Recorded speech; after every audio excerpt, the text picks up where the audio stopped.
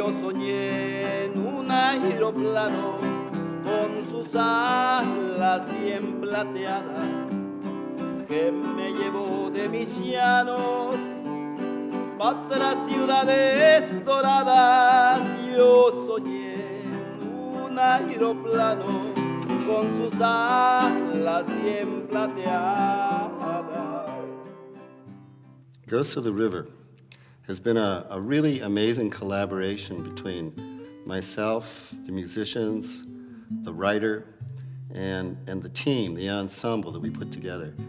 It began when Octavio Solís came to me and said he had an idea that he wanted to do in shadow. We've already done a production together, so he knew what he was talking about.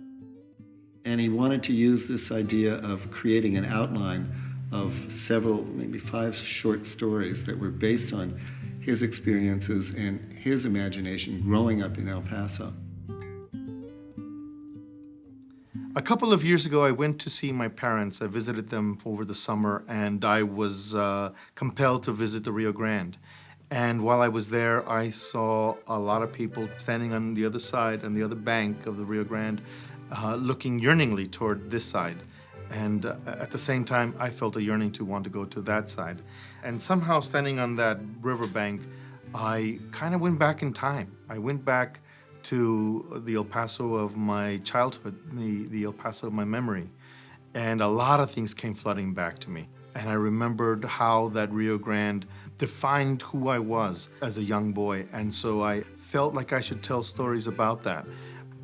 Also, I had previously worked with Larry on another project that I really, really enjoyed. So you're a mix. An ensalada de Spanish olives and Indian corn. And I finally came to a point where I really understood how to work with shadow theater. And I wanted to try my hand at that one more time with a project that was more personal. And so I approached Larry about this project, and I said, let's do this. Let's try that. I have an idea about telling ghost stories of the Rio Grande. This river, it haunts me with its ghosts. I see its muddy current. It takes me back to my boyhood. When my friends and me would hear stories of those who had died trying to ford the water. I started imagining this as a kind of performance that would be done during Day of the Dead. And so I wanted to commemorate all the people who have died trying to find America, trying to cross, trying to get here from there, trying to find their new selves. These are my cuentos espantosos. From Rio Bravo. Me, Rio Bravo.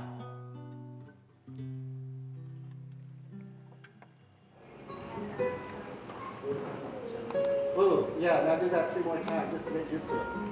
I've been working in shadow theater for more than 30 years. I began studying an Indonesian style. So then I began to develop something that was not culture specific and was informed as much by the world of film as it was by the traditional world of shadow theater. It's a very experimental based form.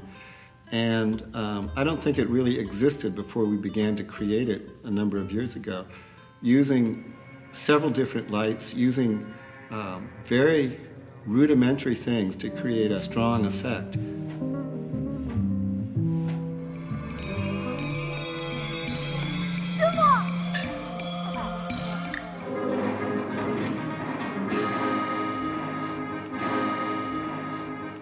It was so satisfying to come into a workspace and see everyone working on different levels of the project, all at the same time. Somebody's practicing the text on a microphone, another person's cutting up masks, another person's working with puppets, someone else is helping me translate the story into Spanish. Favianna was giving us her designs and her visuals, and she started giving us papers with things drawn on them, and we would take the knife and we would cut the paper open, and next thing we know, we'd have a mask or a puppet or a piece of scenery that all of a sudden came to life. It was a process of experimentation, which included, actors, it included directors, storytellers, people who were able to write, musicians even. This is really the essence of collaboration.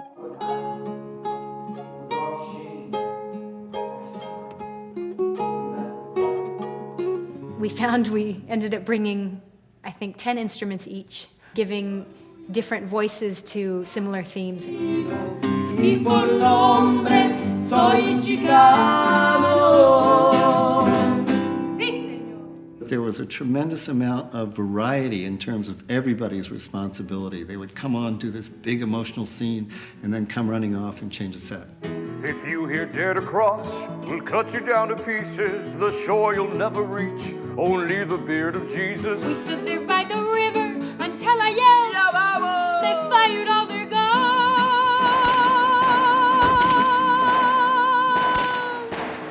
But bullets rained upon us. Sometimes we had some people acting and other people doing their voices. There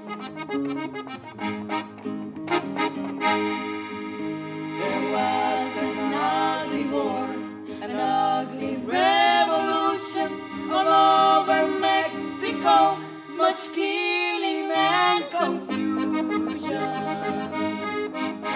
The people took up arms against a government that didn't seem to hear their citizens' lament.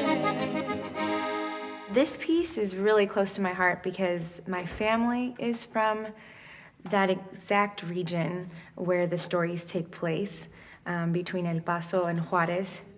I've learned to have to go beyond myself and to really bring to life, a voice to each character. My wife and my small boy, we headed for the Rio. I'm from Juarez. I crossed the river on little lanchita back when I was a kid. I just rowing with my hands and my little brother. So there's like a lot of personal connection to these stories that I said I have to be a part of this.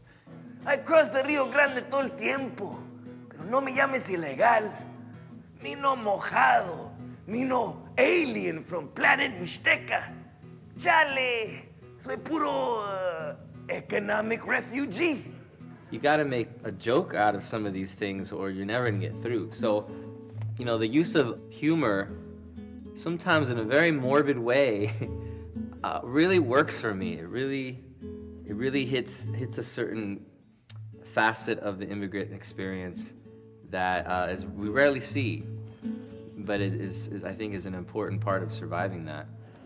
Es tan delicado. My father started coming to the U.S. with the Bracero program, and he came for a really long time until all of our paperwork came through, and then we could come to the United States with him, which was in 1972. Since then, we've seen a lot of cousins struggle and family members struggle to make it to the United States. Some did it the way we did, and others had to cross. 2 men, one short, the other tall, quietly gather their belongings and wade silently into the dark sludge of the Rio. They stride waist high past the green chemical foam and old tires dunked in the shallows. So all these stories came from one thing or another. They either came from a personal account, something that happened to me, or they came from talking with an agent, or they came from talking with an attorney, or they just came from the folklore that exists in that part of the world.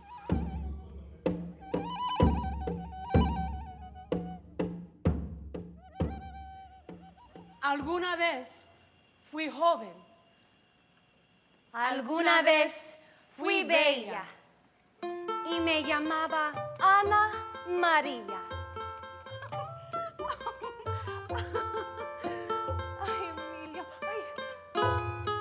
I had talked with some of the attorneys at the public defender's office, and they had a case that was still on their dockets regarding a young woman who filed a domestic abuse charge against her husband, who was beating her constantly.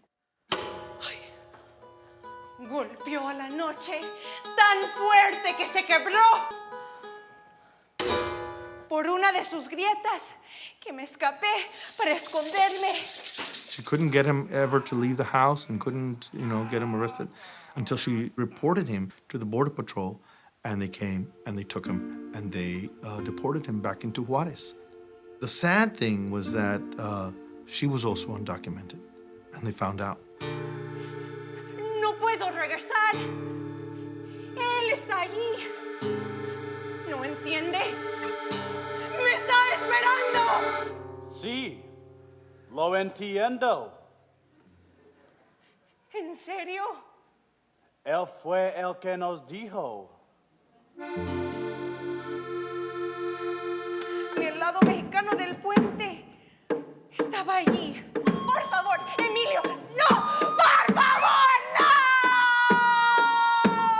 So I fictionalized that story and told it in terms of a ghost story, where there are these two young men crossing the river and they come upon a ghost.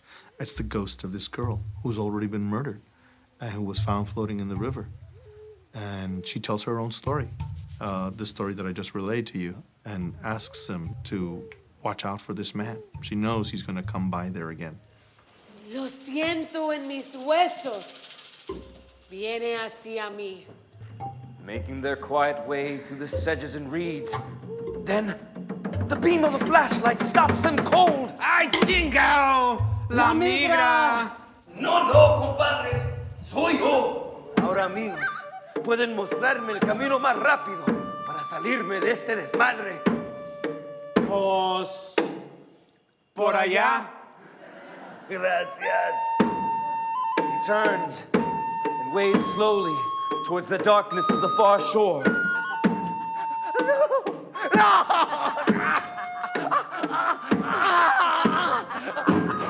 Emilio. These themes and these characters humanize that struggle and that journey that a lot of these people go through. And I mean, because it is such a huge political issue, it sort of gets so big that you forget that it is about individuals and it is about these little stories and these moments and huge life-changing or life-taking things that happen. And to be able to really present it in a form that's honest and beautiful and different is so exciting to see how people react to it.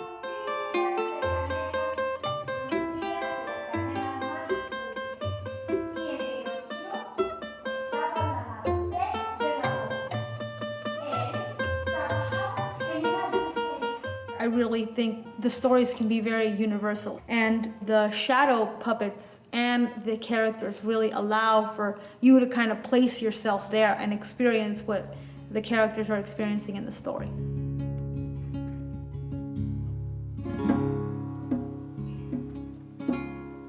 This is a different kind of ghost story, with a different kind of ghost. Ghosts like Adrian fool only themselves, but that's not his fault. Back when I was in the 5th grade and feeling just as loosey-goosey as Adrian, him and me used to ride our bikes all over Isleta. The story that was really personal to me, that dealt with my situation, involved me and a friend riding our bikes in the summers around El Paso, everywhere. And this was before the border really got kind of militarized, when it was almost anyone could cross at any time, and the Border Patrol was always patrolling around our neighborhood. ¡Órale, war! What is it good for? Absolutely nothing! They always stopped and asked us, hey, what's your status? You know, what are you? So we always say, we're American. And then they'd say, well, yeah, recite the Pledge of Allegiance. We used to stay out all day and ride bikes, go to the 16 food corral, ride up to the levee, soak up the dying sunset, watch the stars come out. And one time we got stopped by one agent who intended to really make it hard for us to prove that we were American. And scared me so much that I thought he was going to take us in because we just got paralyzed. And we were little. We were like 9 or 10 years old. And so I fictionalized that story. And I made it about two boys who are playing and decide to swim in the river, to almost like race in the river, do a race, run from one bank to the other, just as a game. I know! The river! What about it? We swim the river! I didn't know if it was such a good idea to swim in a river they found bodies in at least once a month. Human bodies, ballooned up big as cows. Okay. It's against the law, man. Chicken. What What if Mexicans grab us? I don't see no Mexicans, but I see a chicken. We could drown.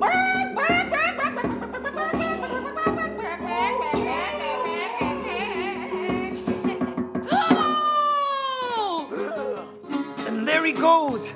I twitch like I'm gonna go too, would stop myself at the last minute. He reaches the opposite shore in world record time with a touch of his hand and swings his whole body around and plows back in my direction. He is incredible. Now, the whole summer will mean something special. Neither of us see, though.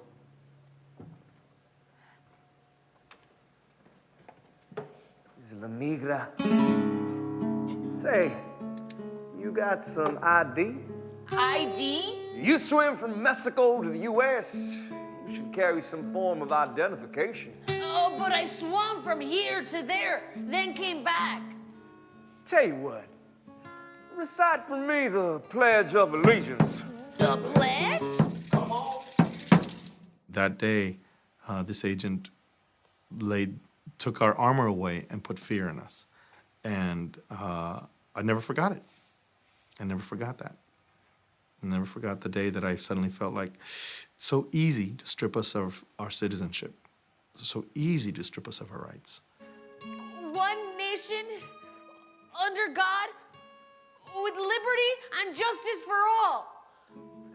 You missed indivisible, you witness kid. I said indivisible. I am an American citizen, sir. I swear to God. You're mistaken. The border lines moved. It's here now. See? You're still a Mexican far as I could tell. You want the U.S.? Well, step over. Come on. Step. American. Mexican. American. Mexican. As soon as we start saying, you're the other, that's how we start building these imaginary walls and fences. I don't care about the wall they're building out there right now because we'll always find a way around that. It's the invisible walls that are real hard to break through. Those walls where people's viewpoints get so stratified and so ossified that you can't break through and hear the other side. See this line? It's always there, boy. No matter how many times you cross it, you will always be a Mexican. Don't you forget it. But something changed in Adrian. He didn't joke around anymore. The ghost of my 5th grade summer, haunting himself night and day, haunting that river that holds our secret in a land full of ghosts.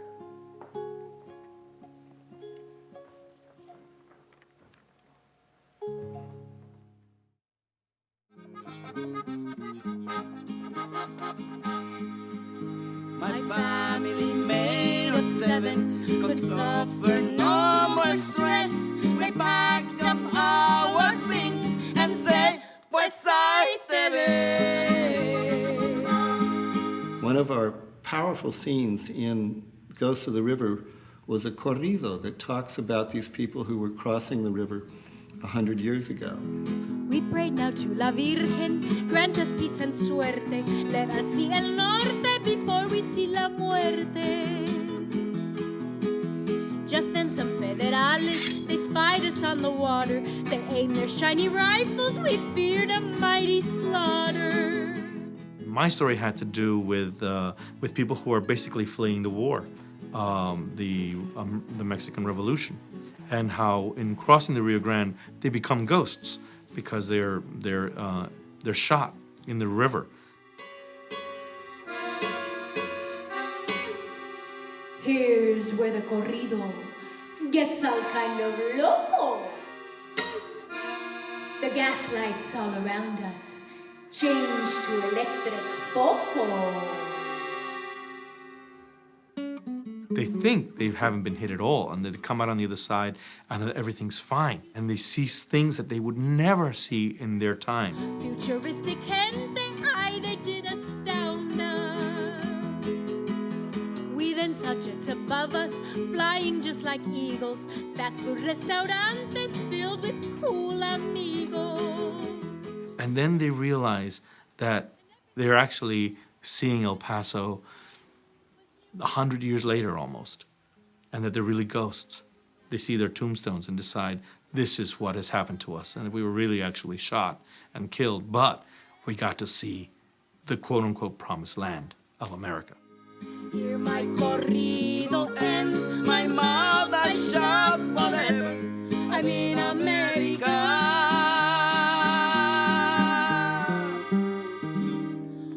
Muerto, but whatever.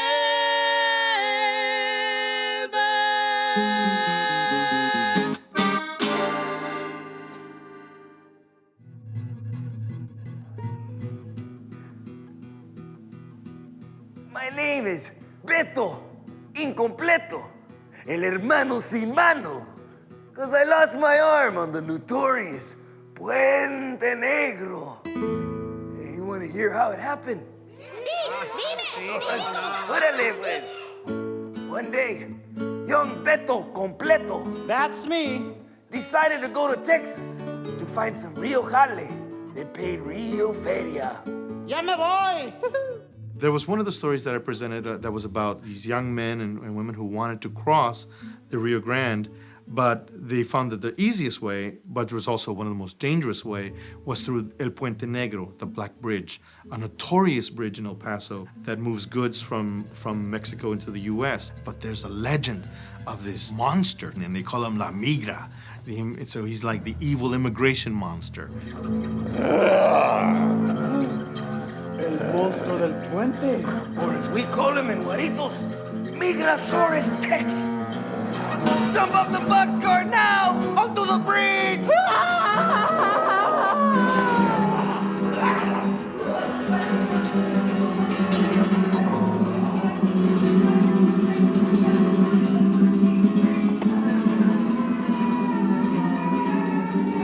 Big and panting and mad as hell. Sangre all over his hands. I'm gonna have to disarm you. Now we are Betos Incompletos for life. You fall and dangle from the puente. Then, out of nowhere, a disembodied hand grabs him by the pescuezo, while another one le den la madre. I can't believe it. All these body parts are beating the chicharrones out of the monster. Slip past the closing gates, and the monstro, taking a beating, who is, after all, really only a man. But we make myths of the things we fear, like they make myths of us. The epilogue is the story of this Border Patrol agent who gathers all the recruits and starts telling them, you're gonna watch this bridge, but let me tell you a story. There's a monster on the other side, and he's an immigrant, and he has big teeth and big, he's a scary monster. So it's about how one side can be just as easily demonized by the other. Listen up, border rookies. I want to tell you about how I lost my arm. You see, I lost it on the Puente Negro, which is patrolled nightly by a big, hairy monster we call Beto Mexicanus.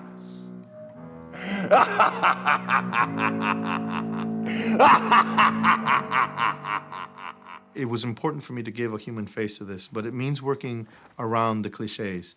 It means working around the stereotypes that are summoned again and again and again, because it's shorthand for the truth. And the truth is never simple. It's never easy.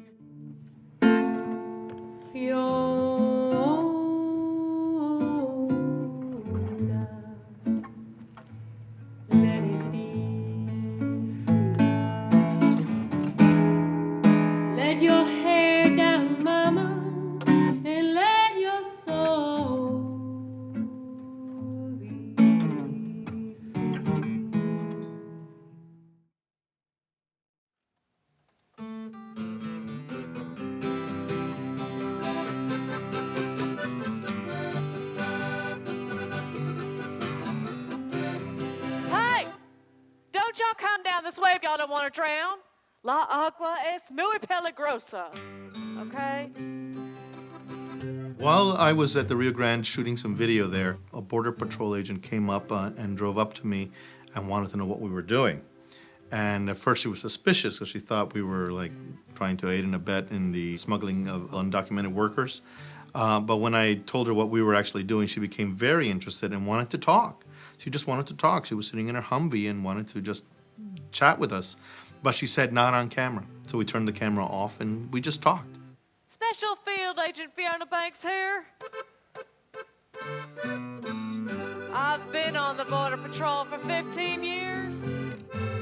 She's a single woman who's in her 30s, maybe even early 40s, who really believed in her cause as a Border Patrol agent, but also had tremendous sympathy for the undocumented people that she apprehended.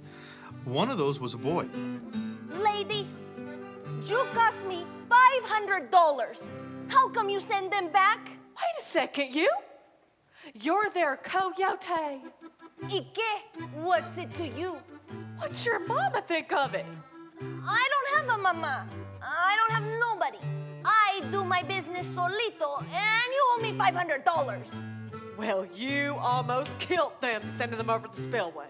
The two of them struck a friendship, sharing lunches and having chats across this fence. And so they were in direct competition with each other. They were rivals, but they were also extremely close. You hungry? I got a banana in the Humvee. What's your name? Me llamo es Special Agent Banks. Huh? But you can call me Fiona. Fifi. I did not say you could call me Fifi. Okay. After that, it was all cat and mouse with him and me. He'd try to sneak some past my zone, and I'd catch him. Some would get through, though, and I'd see him doing that victory dance all over La Frontera.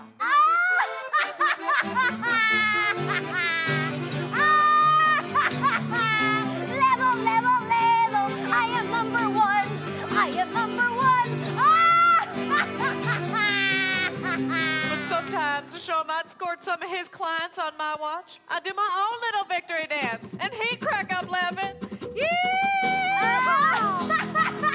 She works hard for the money. She's a maniac. Yeehaw! Come on over to Texas, baby. I'll show you how it's done over here. That's right.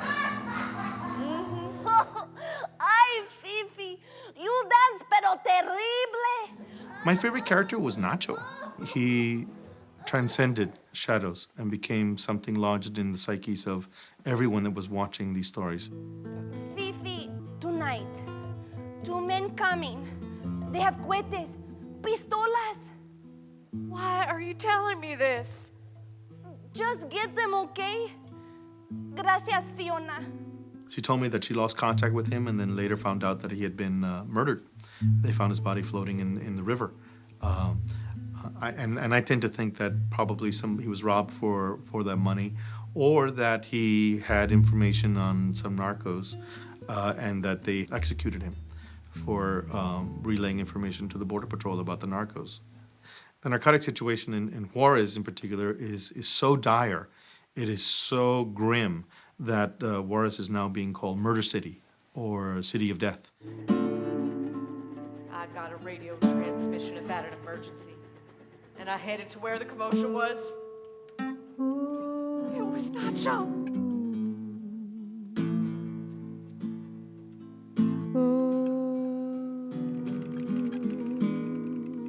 Two nights later, over the static of my radio, I heard his meek, funny little voice. Fifi, get behind the glass.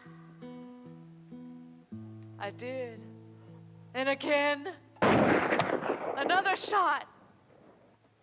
Nacho, you're watching out for me, little coyote. Like I should have watched out for you. Fly, fly, fly.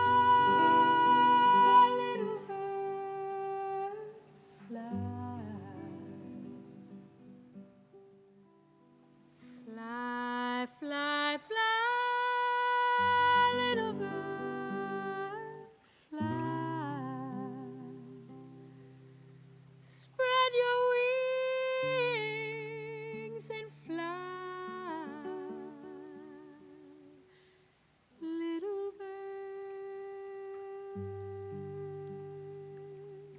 They wanted to present all the issues so that everybody would relate to everyone's situation. Because in the end, you know, there is no us and them. They're all us, and we're all them. And the sooner that we start to sort of hold up the mirror to ourselves in this way, the more understanding will arise between us as people, just as people. It was the Treaty of Guadalupe Hidalgo that designated the river as the border between two countries. Since then, an uneasy truce has existed in the hearts of those who live near it. They are all ghosts in their own bodies, like the Rio is a ghost of what it used to be.